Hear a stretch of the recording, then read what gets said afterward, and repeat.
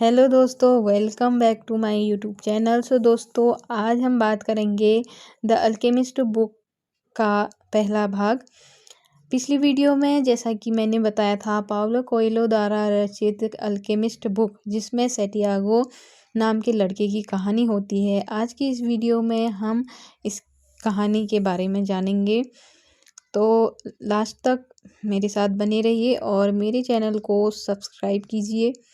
तो अगर आपको वीडियो अच्छी लगती हो तो लाइक एंड शेयर कीजिए। लड़के का नाम सैंटियागो था। जब वह अपनी भेड़ों के झुंड के साथ उस वीरान गिरजाघर में पहुंचा, तब शाम ढल रही थी। उसने वहां पर रात बिताने का फैसला किया। उसने टूटे दरवाजे से सारी भेड़ों को अंदर किया और उसके बाद वहां लकड़ी के कुछ लट्ठों से एक बाड़ तैयार कर दी, ताकि रात में भेड़ें बाहर निकलकर यहाँ वहाँ न भटकने पाएं। वैसे उस इलाके में भेड़िए तो नहीं थे, लेकिन एक बार रात में एक भेड़ बाहर कहीं भटकी थी और लड़के को अगला पूरा दिन उसको तलाशते हुए बर्बाद करना पड़ा था। उसने अपनी जैकेट से फर्श को साफ किया और जो पुस्तक उसने अभी अभी पढ़कर समाप्त की थी, उसे तकिए की तरह इस्तेमाल कर लेट गया। उसने मन ही मन में कहा कि अब से मुझे मोटी पुस्तकें पढ़नी होगी। वे लंबे समय तक चलती हैं और उनके तकिए भी ज़्यादा आरामदेह होते हैं। अभी अंधेरा ही था जब उसकी नींद खुली और जब उसने ऊपर की ओर देखा तो उसे टूटी हुई छत के पार तारे दिखाई दिए। मुझे कुछ देर और सोते रहना चाहिए था, उसने सोचा। उसने रात में वही सपना एक बार फिर देखा था जो एक हफ्ते पहले देखा था, और एक बार फिर वही हुआ जो पहले होता था कि सपना पूरा होने से पहले ही नींद खुल गई थी। वह उठा और अपनी लाठी लेकर उन भेड़ों को जगाने लगा जो अभी भी सोई हुई थी। उसने देखा कि उसके जागते ही ज़्यादातर जानवर भी हिलने डुलने लगे थे, मानो कोई रहस्यमयी शक्ति थी जिसने उसके जीवन को उन भेड़ों के जीवन से बांध रखा था। उनके साथ वह पिछले 2 वर्ष गुजार चुका था और भोजन पानी की तलाश में उनको इस गांव से उस गांव तक ले जाया करता था। उनको मेरी इस कदर आदत पड़ चुकी थी कि अब वे समझने लगी थी कि मैं क्या और कब क्या करता हूँ। वह बुदबुदाया। इस बारे में कुछ पल सोचने के बाद उसे लगा कि बात इसके उलट भी हो सकती है, कि वह खुद ही उनकी दिनचर्या का आदी हो गया हो। लेकिन उनमें से कुछ भेड़ें ऐसी भी थीं जिन्होंने जागने में थोड़ा ज़्यादा वक्त लिया। उसने एक-एक कर उनको अपनी लाठी से कोसते हुए उनका नाम लेकर पुकारा। उसका हमेशा से यह विश्वास रहा था कि वह जो कुछ भी कहता है, भेड़ें उसे समझ लेती हैं। इसलिए ऐसे वक्त भी आते रहते थे कि किसी पुस्तक को पढ़ते हुए उसे उसके जो भी किस्से प्रभावित करते थे, वे किस्से वह भेड़ों को पढ़कर सुनाया करता था। या ऐसे वक्त भी आया करते थे जब उनको चरागाहों में जीवन गुजारते गडरिये के अकेलेपन या खुशियों के बारे में बताया था। कभी-कभी वह उनके सामने कुछ उन चीज़ों पर टिप्पणी भी किया करता था जो उसने उन गाँवों में देखी होती थी जहाँ से वो गुजरे होते थे। लेकिन पिछले कुछ दिनों में वह उनसे सिर्फ एक ही बात करता था, कि एक लड़की के बारे में जो उस गांव के एक दुकानदार की बेटी थी, जहां वे 4 दिन में पहुंचने वाले थे। उस गांव में वह एक ही बार गया था पिछले साल। वह दुकानदार कपड़ों की एक दुकान का मालिक था और वह हमेशा कहा करता था कि भेड़ों का ऊन उसी के सामने काटा जाए, ताकि किसी तरह की धोखाधड़ी न हो। उसके एक दोस्त ने उसे इस दुकान के बारे में बताया था और वह भेड़ों को लेकर वहां गया था। मैं कुछ ऊन बेचता हूँ, लड़के ने दुकानदार से कहा। दुकान में ग्राहकों की भीड़ थी, इसलिए दुकानदार ने गडरिये से दोपहर बाद तक इंतजार करने को कहा। लड़का दुकान की सीढ़ियों पर बैठ गया और उसने अपने थैले से एक पुस्तक निकाली। मैं नहीं जानती थी कि गडरिये पढ़ना भी जानते हैं, उसके पीछे से एक लड़के की आवाज़ आई। वह लड़की एंडालुसिया इलाके की खास पहचान लिए हुए थी, लहराते हुए काले बाल और मूर विजेताओं की फीकी सी याद दिलाती आंखें। हाँ, वैसे मैं पुस्तकों से ज़्यादा अपनी भेड़ों से सीखता हूँ, उसने जवाब दिया। उनके बीच 2 घंटे तक बातचीत होती रही, जिस दौरान लड़की ने बताया कि वह उस दुकानदार की बेटी है। उसने गांव के जीवन के बारे में बताया कि वहां हर दिन एक जैसा होता है। गडेरिये ने उसे एंडालुसिया के देहातों के बारे में बताया और उन कस्बों की खबरें सुनाई जहां रुकता हुआ वह आया था। वह अभी तक भेड़ों से बतियाता आया था, इसलिए यह वार्तालाप एक सुखद बदलाव था। तुमने पढ़ना कहाँ से सीखा? बातचीत के दौरान लड़की ने पूछा। जैसे हर कोई सीखता है, उसने कहा, स्कूल में। अच्छा, अगर तुम्हें पढ़ना आता है तो फिर तुम नीरे गडरिये क्यों हो? जवाब में लड़का कुछ यूं बुदबुदाया जिससे वह उसके सवाल का जवाब टाल सकता। वह अच्छी तरह से जानता था कि लड़की उसकी बात कभी नहीं समझ पाएगी। उसने अपनी यात्राओं के किस्से जारी रखे और लड़की खौफ और अचरज से अपनी मुरी आंखें फाड़े उसकी बातें सुन रही थी। जैसे जैसे समय बीतता गया, लड़के के ने पाया कि वह कामना कर रहा था कि काश वह दिन कभी न बीते। लड़की का बाप उसे उसी तरह व्यस्त रहे और उससे 3 दिन तक इंतजार कराता रहा। उसने पाया कि वह कुछ ऐसा अनुभव कर रहा था जैसे उसने उसके पहले कभी नहीं किया था। हमेशा हमेशा के लिए वह एक जगह पर टिककर रहने की आकांक्षा। उसे लगा कि काले बालों वाली उस लड़की के साथ उसके दिन कभी पहले जैसे नहीं रह जाएंगे। गडरिये ने उसे एंडालुसिया के देहातों के बारे में बताया और उन कस्बों की खबरें सुनाई जहां रुकता हुआ वह आया था। वह अभी तक भेड़ों से बतियाता आया था, इसलिए यह वार्तालाप एक सुखद बदलाव था। तुमने पढ़ना कहाँ से सीखा? बातचीत के दौरान लड़की ने पूछा। जैसे हर कोई सीखता है, उसने कहा, स्कूल में। अच्छा, अगर तुम्हें पढ़ना आता है तो फिर तुम नीरे गडरिये क्यों हो? जवाब में लड़का कुछ यूं बुदबुदाया जिससे वह उसके सवाल का जवाब टाल सकता। वह अच्छी तरह से जानता था कि लड़की उसकी बात कभी नहीं समझ पाएगी। उसने अपनी यात्राओं के किस्से जारी रखे और लड़की खौफ और अजरत से अपनी मुरी आंखें फाड़े उसकी बातें सुनती रही।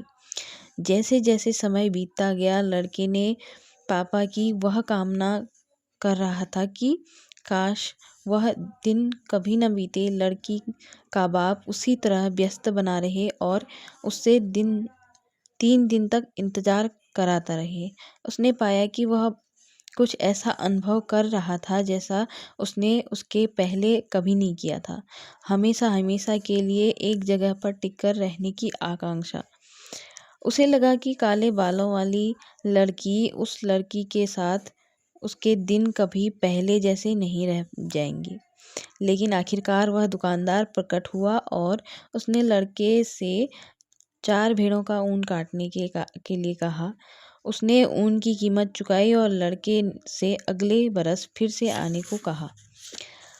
और अब सिर्फ 4 दिन बाकी थे जब वह एक बार फिर उसी गांव में पहुंचने वाला था। वह उत्तेजना से भरा हुआ था और उसी के साथ साथ असहज भी महसूस कर रहा था। क्या जाने वह लड़की उसे भूल चुकी हो। उस बीच न जाने कितने गडरिये आए होंगे और उनका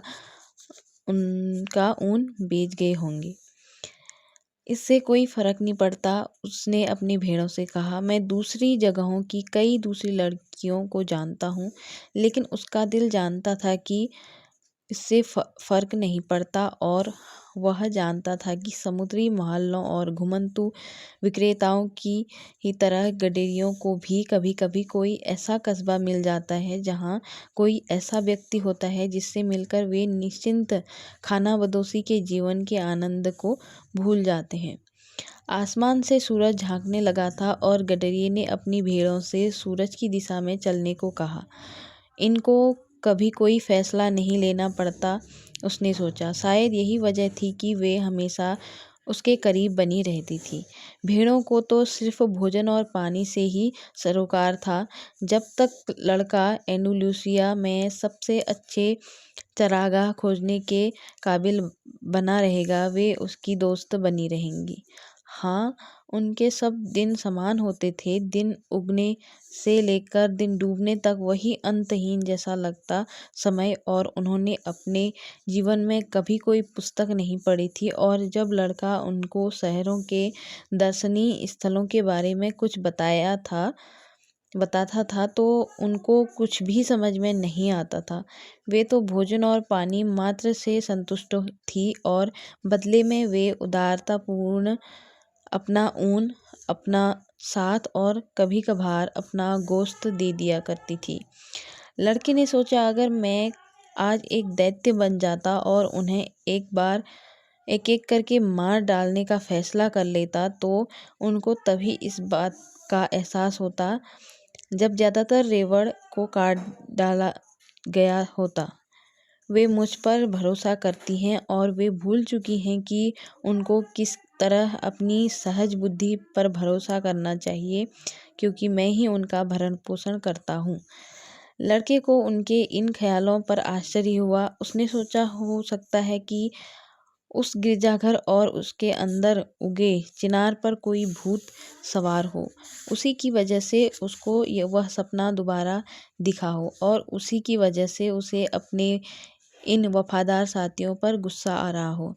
उसने वह थोड़ी सी वाइन पी जो पिछली रात को भोजन के बाद बची रह गई थी, और फिर उसने जैकेट को अपने शरीर के एक करीब खींच लिया। वह जानता था कि अब से कुछ ही घंटे बाद, जब सूरज सिर पर आ चुका होगा, तब गर्मी इतनी बढ़ चुकी होगी कि उसे अपने रेवड़ को मैदानों से हकाकर ले जाना मुश्किल हो जाएगा।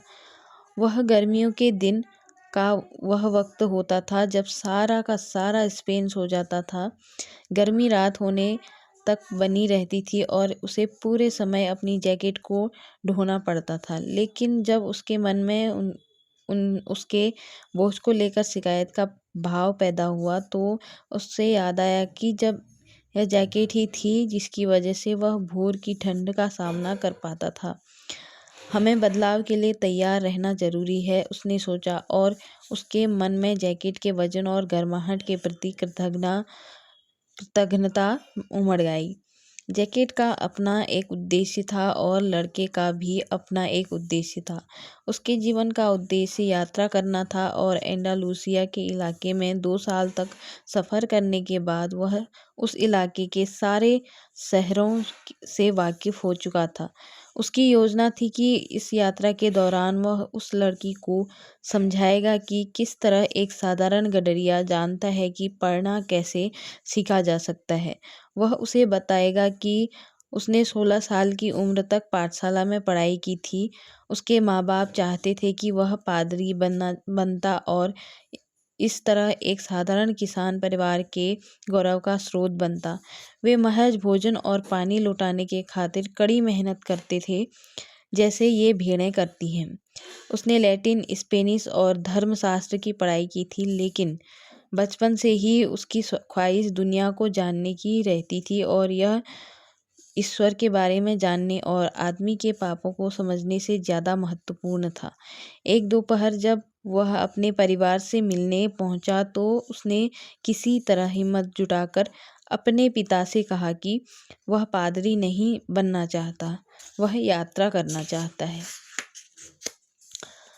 बेटा, तमाम दुनिया के लोग इस गांव से होकर गुजरे हैं, उसके पिता ने कहा। वे नई चीज़ों की खोज में आते हैं, लेकिन जब वे यहाँ से जा रहे होते हैं तो वे वैसे के वैसे बने रहते हैं जैसे पहले थे। वे किले को देखने पहाड़ पर चढ़ते हैं, और वे अंत में यही सोचते हैं कि गुजारा जमाना आज के ज़माने से बेहतर था। भले ही उनके बाल भूरे हों या चमड़ी काली हो, लेकिन वे बुनियादी तौर पर होते वैसे ही हैं जैसे यहाँ के लोग हैं। लेकिन मैं कस्बों में जाकर वहाँ के वे किले देखना चाहता हूँ जिनमें लोग रहते हैं, लड़के ने समझाया। वे लोग जब हमारे गांव देखते हैं तो कहते हैं कि वे यहाँ हमेशा के लिए बस जाना चाहते हैं। उसके पिता ने अपनी बात जारी रखी। ठीक है, मैं भी उनके मुल्क देखूंगा और देखूंगा कि वे किस तरह रहते हैं। बेटे ने कहा, जो लोग यहाँ आते हैं उनके पास ढेर सारा पैसा होता है, इसलिए वे यात्रा कर पाते हैं। उसके पिता ने कहा, हमारे बीच तो सिर्फ वही लोग यात्राएं करते हैं जो गडरिये होते हैं। तो ठीक है, मैं गडरिया ही बनूंगा। उसने पिता ने फिर कुछ नहीं कहा। अगले दिन उसने बेटे के लिए एक बटुआ दिया और उसमें सोने की 3 प्राचीन स्पेनिश सिक्के थे। वे सिक्के मुझे एक दिन खेत में मिले थे। मैं चाहता था कि ये तुम्हें विरासत में मिले, लेकिन अब तुम इनसे अपनी भेड़ें खरीदना जाओ चरागाहों में। लेकिन एक दिन आएगा जब तुम्हें समझ आएगा कि हमारे गांव से अच्छी जगह कोई दूसरी नहीं है और हमारे यहाँ की स्त्रियों से सुंदर कोई दूसरी स्त्रियाँ नहीं हैं। और उसने लड़के को आशीर्वाद दिया। लड़का स्वयं अपने पिता की आंखों में दुनिया का भ्रमण करने में सक्षम होने की आकांक्षा देख सकता था। एक ऐसी आकांक्षा जो अभी भी जीवित थी, बावजूद इसके कि उसके पिता पीने के लिए पानी, खाने के लिए भोजन और हर रात एक ही छप्पर तले सोने के बोझ तले वर्षों पहले उस आकांक्षा को दफना चुके थे। क्षितिज पर लालिमा छाई हुई थी और अचानक सूरज प्रकट हुआ।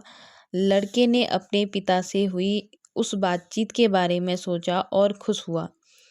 इस बीच वह बहुत से किले देख चुका था और बहुत सी स्त्रियों से मिल चुका था, लेकिन उसकी बराबरी कोई नहीं कर सकता था जो उसके बाद से कई दिनों तक उसकी राह देखती रही थी। उसके पास एक जैकेट थी, एक पुस्तक थी जिसके बदले में वह दूसरी पुस्तक खरीद सकता था, और भेड़ों का एक झुंड था। लेकिन सबसे अहम बात यह थी कि वह हर दिन अपने सपने को जी पा रहा था। अगर वह एंडालुसिया के चरागाहों से तंग आ जाता तो वह अपनी भेड़ों को बेचकर समुद्र पर जा सकता था। जब वह समुद्रों से उब जाएगा तो वह तब तक दूसरे बहुत से नगरों, बहुत सी स्त्रियों और सुखी होने के लिए दूसरे बहुत से अवसरों से वाकिफ हो चुका होगा। मैं पाठशाला में ईश्वर को नहीं पा सका, उसने उगते सूरज की ओर देखते हुए सोचा। जब भी मुमकिन होता वह सफ़र के लिए कोई नया रास्ता ढूंढ लेता था। वह उस वीरान गिरजाघर में कभी नहीं गया था, बावजूद इसके कि वह उन हिस्सों के से कई बार गुजर चुका था। दुनिया बहुत विशाल और अनंत थी।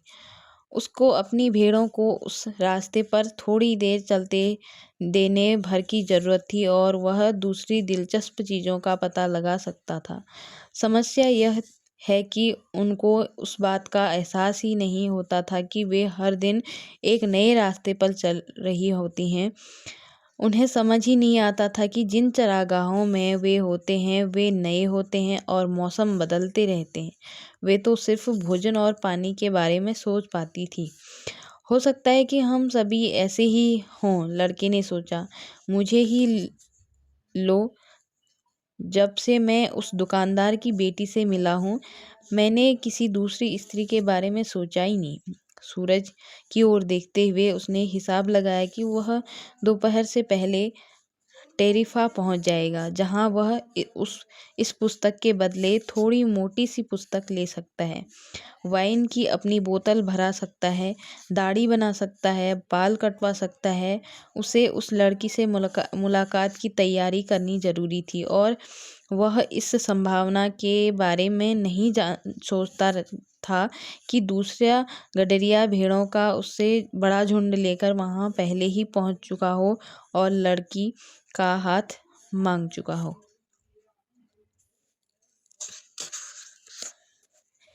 किसी सपने के साकार होने की संभावना ही जिंदगी को दिलचस्प बनाती है।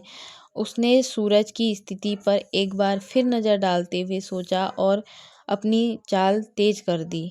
उसे सहसा याद आया कि टेरिफा में एक बुढ़िया है जो सपनों को पढ़ना जानती है।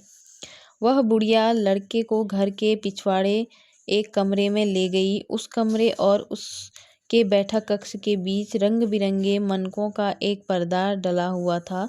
कमरे में एक मेज, यीशु के पवित्र हृदय की एक तस्वीर और 2 कुर्सियां थीं। वह स्त्री बैठ गई और उसने लड़के से भी बैठ जाने को कहा। फिर उसने लड़के की दोनों हथेलियों अपने हाथों में थाम ली और धीमे स्वर में प्रार्थना करने लगी। वह किसी जिप्सी प्रार्थना की तरह लगती थी। लड़के को जिप्सियों का अनुभव था जो उसे रास्ते में मिलते रहते थे। वे भी रास्ते यात्रा किया करते थे, लेकिन उनके साथ भीड़ें नहीं होती थी। लोगों का कहना था कि जिप्सी दूसरों को ठग कर अपना जीवन गुजारते हैं। यह भी कहना था कि उनका शैतान के साथ समझौता था और वे बच्चों का अपहरण कर उनको अपने रहस्यमय डेरों पर ले जाया करते थे और उनको अपना गुलाम बनाया करते थे। लड़का बचपन में इस आकांक्षा से बेहद डरा रहता था कि कहीं उसको जिप्सी ने पकड़ ले जाए, और इसलिए वह जब उस औरत ने उसके हाथ पर अपने हाथों के लिए तो अब उसका बचपन का डर वापस लौट आया। लेकिन फिर लड़के ने खुद को सांत्वना देते हुए सोचा कि उस औरत ने वहाँ ईशा के पवित्र हृदय की तस्वीर लगा रखी है। वह नहीं चाहता था कि उसके हाथ कांपने लगे और औरत को लगे कि वह डर रहा है। बहुत ही दिलचस्प। औरत ने लड़के की हथेलियों पर अपनी नजरें गड़ाते हुए कहा और फिर वह खामोश हो गई। लड़का अंदर ही अंदर घबरा रहा था। उसके हाथ कांपने लगे और औरत ने इसे महसूस किया। लड़के ने जल्दी से अपने हाथ वापस खींच लिए। मैं यहाँ आपसे अपनी हाथ की रेखाएं बढ़वाने नहीं आया हूँ, उसने कहा। उसे वहाँ आने पर पछतावा हो रहा है। पल भर को उनके मन में आया कि वह उसकी फीस अदा करे और वहाँ से चलता बने।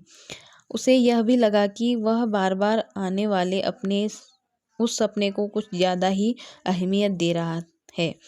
तुम यहाँ इसलिए आए थे ताकि अपने सपने के बारे में जान सकते, बुढ़िया ने कहा। और सपने ईश्वर की ज़बान होते हैं। जब वह हमारी ज़बान में बात करता है तो मैं समझ सकती हूँ कि उसने हमसे क्या कहा है, लेकिन अगर वह आत्मा की ज़बान में बात करता है तो फिर सिर्फ तुम ही उसे समझ सकते हो। बहरहाल जो भी है, मैं उससे इस सलाह के लिए फीस तो लूँगी ही। लड़के ने सोचा यह भी उसकी एक और चाल है, लेकिन फिर उसने जोखिम उठाने का मन बना लिया। आखिर एक गडरिये को भेड़ियों और भूख से निपटने के जोखिम को उठाने ही पड़ते हैं, और यही चीज़ उसके जीवन को रोमांचक बनाए रखती है। मुझे एक ही सपना 2 बार आया है, उसने कहा।